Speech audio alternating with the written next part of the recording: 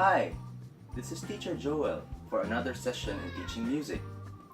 Today we will talk about how to develop a practice routine. My first question is, should musicians practice? Of course, we need to practice. Making music is not just knowledge, it is actually more of a skill. You don't learn it overnight, and you don't become a great musician overnight. You develop your musicianship through years and years of studying and practicing. But the big question is, why should musicians practice? In other words, what is the purpose of your practice in particular, and of making music or performing in general? Your answers to this question will affect the decisions you make as a musician, as a person, and as a Christian or Messianic. The next big question, which is related to the previous one, is what kind of musician do you want to be? Do you want to be a versatile musician? A jack of all trades but master of none? A vocalist or singer? An instrumentalist? A composer? Church musician? Or a musical director? My suggestion is you start small and take it one step at a time. Choose one skill and master it. For example, be a very good singer first. Later on, you may explore other areas like playing the piano or composing. Who should practice? All musicians should practice if they want to improve. Even composers, arrangers, and conductors practice alone in their rooms, studios, or offices. When should you practice? It depends on several factors like your civil status, what kind of learner you are, and what schedule you have in a week. A married person who is also working might only have 1 or 2 available days in a week to practice, and only for 2 hours each time. On the other hand, a high school or college student might have 5 to 6 days a week to practice, and for 4 or more hours a day. Furthermore, there are people whose minds and bodies work better at night. We call them night persons. While others work better early in the morning persons. Many musicians, though, are night persons or were forced to become night persons due to the nature of their work as a musician. According to studies, a longer practice time does not necessarily give better results. In fact, it may just be as bad as practicing for too little time. The important thing is the quality of practice, not the length of practice. Nevertheless, an aspiring musician with lots of time to spare in a week is doing himself or herself a good service by using those times to practice instead of getting into meaningless and unhealthy activities. In the end, you will just have to choose the best schedule for you to practice. But I strongly suggest that it be at least 3 times a week and at least 1 hour each time. Where should you practice and what should you bring with you? Again, this depends on your status and what is available to you. Ideally, you get to a quiet but well-ventilated and well-lit room which can house your instrument or equipment, like this one. Well, there are families who have a music room or a practice room in their houses. Some have a living room where you'll find a grand piano, a multimedia room that is soundproofed, a garage for a band, or a separate bunkhouse at the backyard. But most amateur and aspiring musicians just practice in their own bedrooms. That's good enough. Make sure also that you practice where you cannot disturb your housemates and neighbors, especially if you are a brass player or a drummer. Wherever it may be, set up the venue so that it will be conducive for learning. Use a comfortable chair, use a music stand. If you are using a desk, you may use a desk music stand. Singers use a long mirror so that they can check for posture. Instrumentalists may use it too. If you are using an electronic instrument like this one, you might want to use some headphones or earphones so that you will be the only one hearing your sound, especially if you haven't gotten the melodies right yet. Bringing of food is not necessary, but water is essential. Bring also a small notebook and a pencil or a pen. You need to write down your daily progress and the areas you need to work on for each session. Another important thing is to always practice with a metronome. There are so many kinds of metronomes out there. There's a manual metronome, a digital metronome, and a metronome app available for smartphones. Lastly, get also a digital instrument tuner app for Android and or iOS devices. You can simply download the free versions. What I use is the Android app called Soundcore Set, which has both a tuner and a metronome, and it's free. It also has settings that can aid you in your practice like rhythm changes, a speed trainer, light signals, scales practice, a digital tuning fork, and more. If you only have 20 minutes a day and only 2 days a week free, then use them. If the only place you can practice at is at the corridor of your school or under a tree, then go ahead and practice there. The point is, you should not make your limited time and space the reasons for not practicing. Now let's get down to the meat of the matter. How should you practice and what do you practice? Number 1, I already gave you a hint earlier. You should practice with quality in mind. There is a right way of practicing. If you practice for hours but in the wrong way and with the wrong things, you will end up worse than before you started. You will just develop bad habits and you will hurt yourself. If this was sports like swimming, you will just have body aches and worse, you might drown. Second, you should also practice with a purpose. This is tied to our question above.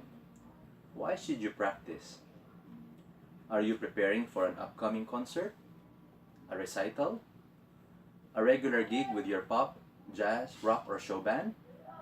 Is it for a church event or a biblical feast? Or maybe your reason or purpose can be something personal like to distress yourself or to relax, for self-expression, to spark ideas for your next novel, or to serenade a girl, so on and so forth. However, I would advise you to avoid practicing or making music for the wrong reasons or motives, such as to tease or bully someone, to spread your propaganda or something. The bottom line is, there has to be a purpose.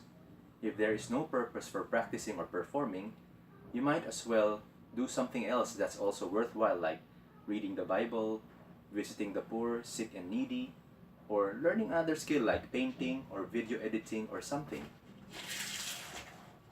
And number 3, develop a practice routine. I am going to give you the practice routine that I use and I teach to all of my students. You cannot underestimate the power of having a practice routine. Following a routine ensures a steady progress and minimizes boredom and frustration.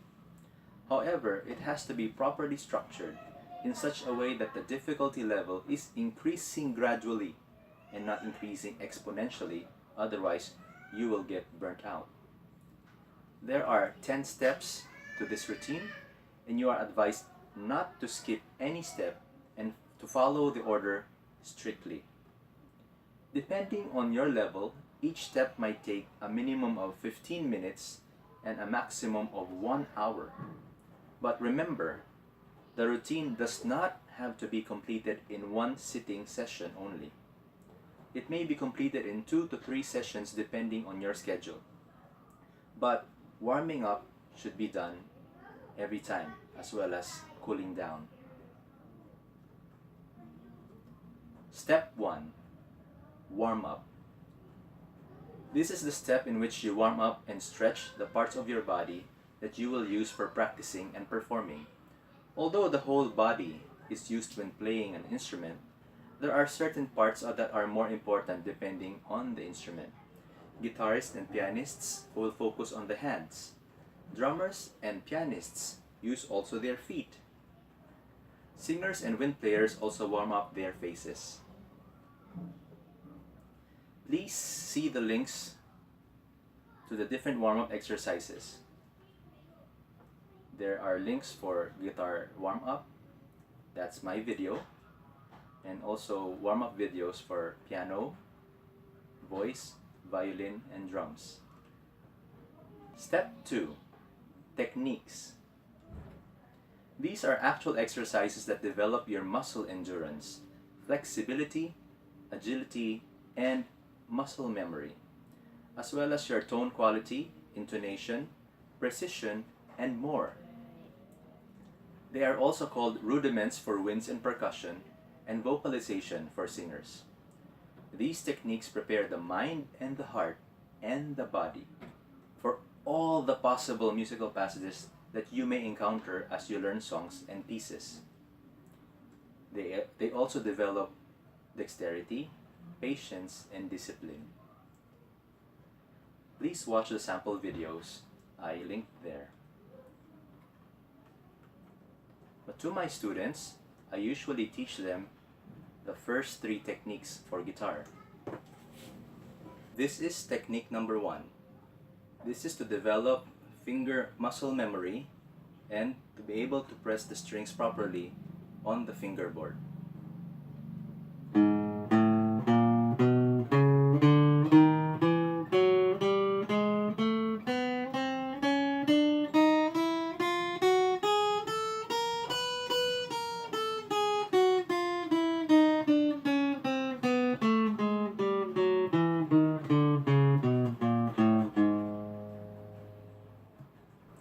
This is technique number 2. It is to develop your hammer-ons and pull-offs.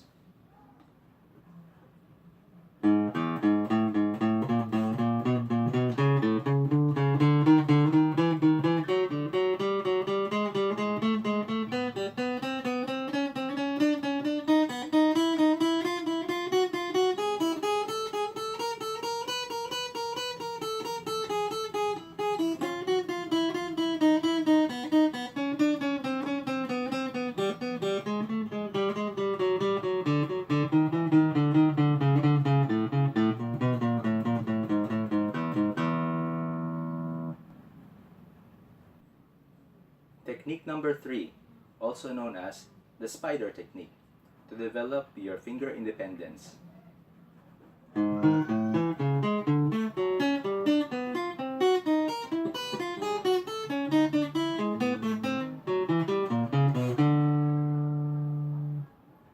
Take note, these techniques should be practiced in a slow tempo first and then gradually build up to the fastest tempo that you can perform.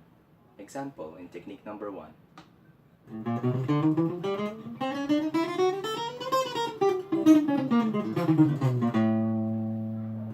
Step 3. The scales. Scales are the building blocks of melodic passages as well as the chords. Learning the scales will help you develop a sense of key and will also make it easier to execute melodies, even the fast ones. For both the scales and chords or arpeggios, I suggest that you follow the sequence based on the circle of fifths or the line of fifths, starting with the key of C. If you look at your chart, you will see there the circle of fifths. You may start learning all the keys in the key of C, all the chords in the key of C, and then after that you learn all the chords in the key of G on the right of C, and then all the chords in the key of F, and then all the chords in the key of D, all the chords in the key of B flat, so on and so forth. So there is a gradual progression of learning. There are many kinds of scales. The most common are the major, the minor, the chromatic, and the pentatonic scales. I urge you to study the blues, oriental, Jewish, and other scales as well. Furthermore, you may also study and practice the modes like the Dorian, Phrygian, Mixolydian, etc. On your copy is the C major scale, which sounds like this.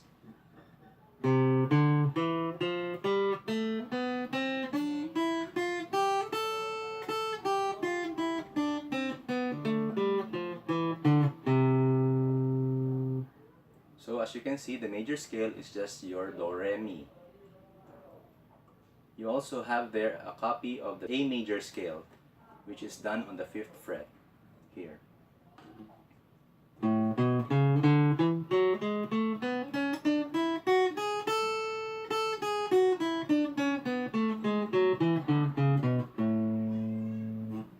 You also have there some guides on the chords and arpeggios for the piano, the keyboard, and sample videos that you may follow. The drums have no pitches, but there are pitched percussion instruments like the marimba and xylophone, and they will have scales as well. Here's an example of a minor scale. The minor scale is very common in Messianic songs or Jewish songs.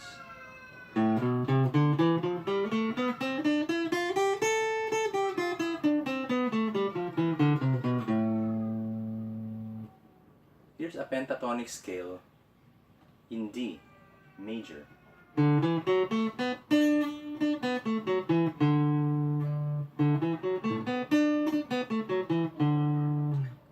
Here's a minor pentatonic scale in A, a very common one.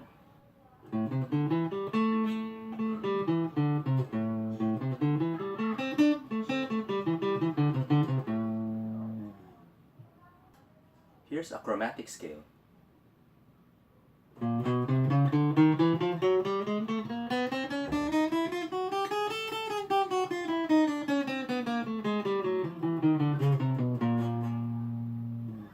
And here's the blues scale in A.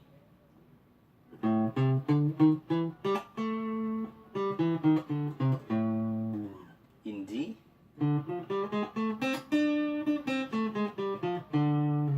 And in E. Now here's a Jewish scale in E.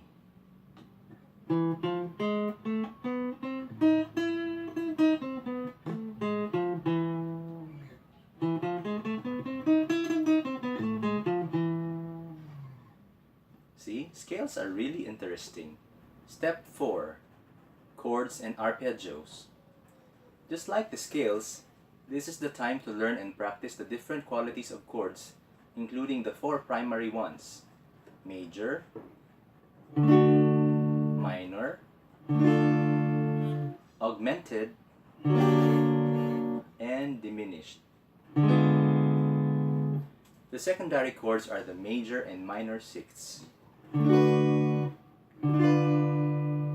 major 7th, the minor 7th, and the dominant 7th. The tertiary chords include the compounds such as the 9ths, 11ths, and 13ths, and a whole lot more, especially common to jazz. You might want to prioritize the chords that you will actually be using in your repertoire or set list. Follow also the circle of fifths or the line of fifths. Chords occur when 2 or more notes are played at the same time.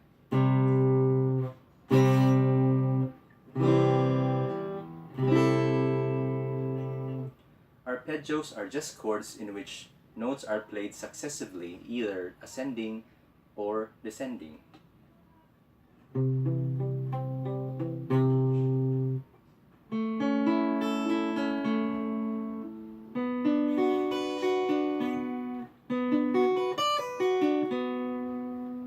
That's an arpeggio, or a broken chord. You have there a chord chart for guitar. There are many other chord charts that you can search for or buy. Take note, even if there's a given chord on a chord chart, it may have a different figure in another chord chart. Each chord can be played 2 or 3 ways. There's also another sample chord chart for you for piano. Do you know that violins can also play chords? So you can check out the website there. You can also check out the video examples on how to play chords and arpeggios on guitar, on other instruments, in your voice. Step 5. Strumming exercises or rhythmic exercises for other instruments. This is when you actually start making music. This may also involve chord progressions. Strumming is when you sweep the thumb or a pick up or down across the strings. There are many different patterns to learn and choose from. You can watch the videos there for the different strumming patterns. But usually, when you start strumming the guitar, you only play strumming down consistently 4 counts each time. And then eventually you will learn to strum up as well. And then you will learn to strum alternating down and up.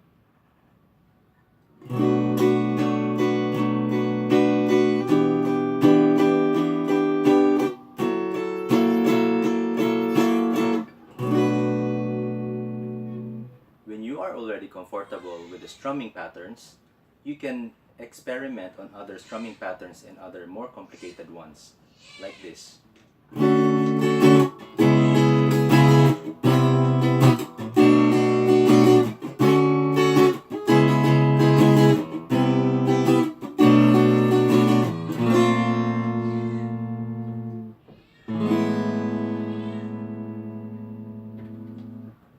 Step 6.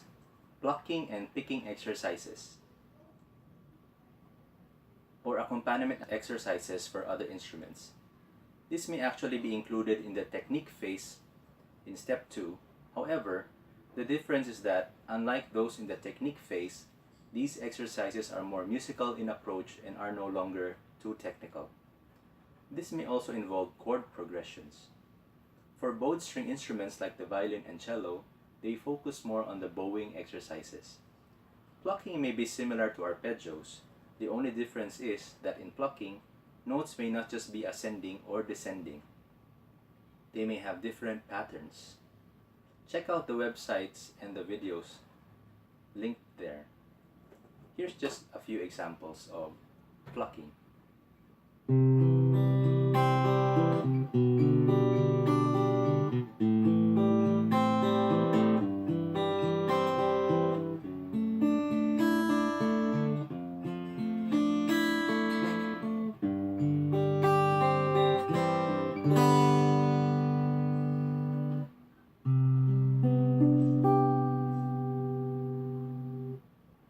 Step number 7.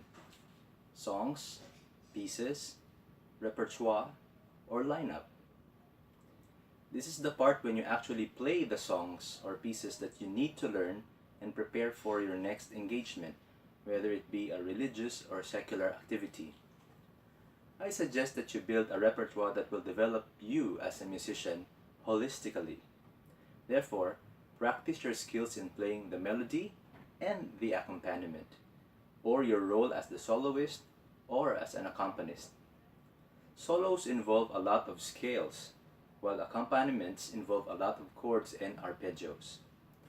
Take note of problem areas. Write them down. Try to find solutions to those problems. You may use these problem-solving steps.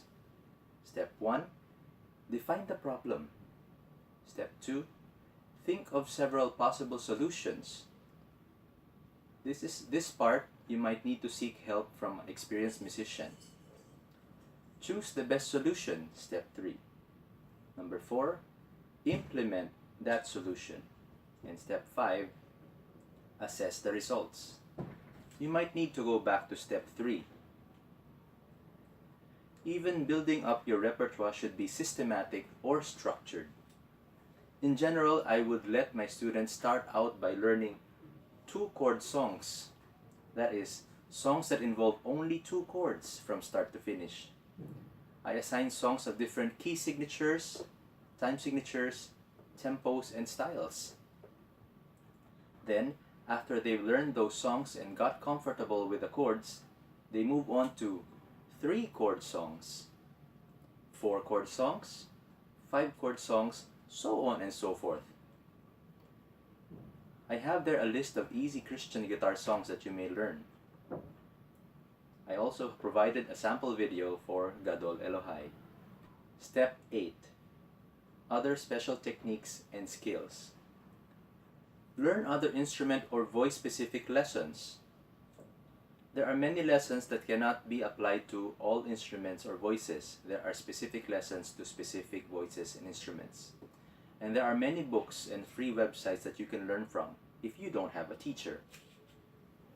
YouTube has a lot, but not everything in there is of high quality. I would recommend the websites I wrote there for you to learn these music lessons. You may also learn other skills to develop your musicianship in general, like songwriting. Learn to write a song or compose. Ear training. Develop your ear so you can discriminate between notes, scales, chords, and arpeggios. You develop your sight singing as well in note reading. And you may also develop your improvisation. Improvisation is very important in musicians. Step 9. Play anything you want to play. Just play around and experiment. Experiment with chords, new scales, and unique or even weird melodies. Try out uncommon chord progressions. Many great songs have been composed out of experimentation. And step number 10. Cool down. This is very similar to warm-up exercises. This can be thought of as the partial combination of the techniques and the warm-up phase. However, the goal this time is to bring the mind, heart, and body to a resting state, not the active state. You may use the same techniques as above, but you play gradually slowing down instead of speeding up, and then end with the hand and body stretching. Just like warm-up exercises, I suggest that you do this every practice session. And there you have it, my tips and advice to developing a practice routine. Religiously follow this routine and prayerfully consider your knowledge and skills in music. You will be the musician that God had intended you to be sooner than you expected. What you may do now with your free time is to choose from any of the following activities. You may view this video again to make sure you did not miss any detail. You may pause, rewind anytime. Reflect on the questions above and answer them carefully. Number 3, you may watch the videos linked here, especially those related to your voice or instrument. Or, number 4, you may start planning out your practice routine. Example, what days and times you will practice each week. What venue. What resources will you use, and write down your goals. Your goals should be SMART goals. This is Teacher Joe will say, thank you and shalom.